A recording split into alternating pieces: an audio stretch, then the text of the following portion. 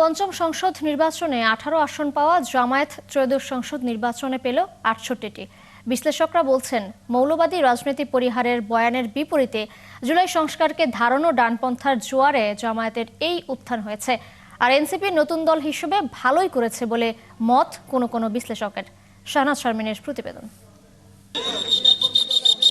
৭১-এর মুক্তিযুদ্ধে বিরোধিতা ও দেশের মানুষের উপর জুলুম, শেখ হাসিনা রেজিমের সর্বোচ্চ নেতাদের হারানোর ধকল, গুম খুন নির্যাতন আর হামলা মামলা শিকার, এমনকি নিবন্ধন ও প্রতীক দাঁড়িপাল্লা হারিয়ে গোপনে সংগঠন চালায় দলটি।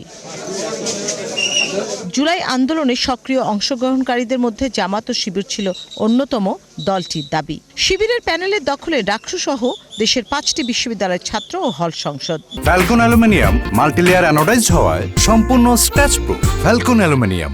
জামাত শিবিরের এই বিজয়ী রূপের প্রতিফলন জাতীয় নির্বাচনে আসন পাওয়ার ক্ষেত্রে এক লাফে 18 থেকে 68। জামাত জুলাই সনদের পক্ষে অবস্থান নিয়েছে এবং এনসিপিকে সাথে নেওয়াটা আমার ধারণা হয়তো এনসিপি দল হিসাবে এখনো খুব বড় দল হিসাবে উঠে আসেনি, কিন্তু আমি মনে করি যে এনসিপিরও একটা বিজয় হয়েছে এই 6টা সিটের মধ্যে দিয়ে, এবং সেটা তাকে একটা ব্র্যান্ডিংয়ে হেল্প করেছে যে আমাদের সাথে তরুণদের মূল শক্তিটা আছে, যে যারা জুলাই গণ অভ্যুত্থান করেছে। নানান কমিউনিটি, নানানভাবে গ্রুপ, নানানভাবে চিন্তা চেতনা করে সবাই একভাবে চিন্তা করেন একটা রাষ্ট্রে।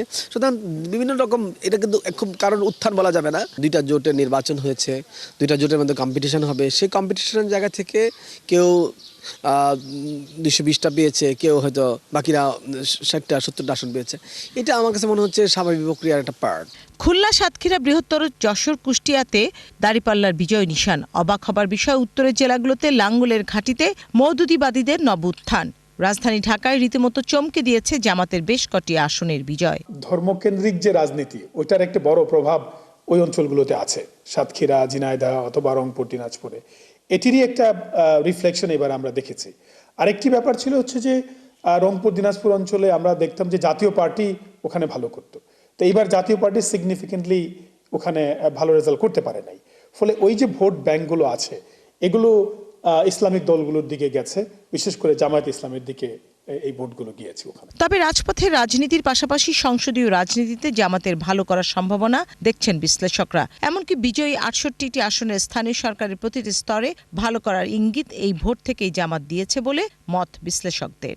শক্তিশালী বিরোধী দল হিসাবে আমার ধারণা জামাত এবং আপনার 11 দলীয় জোট তারা পার্লামেন্টে থাকবে।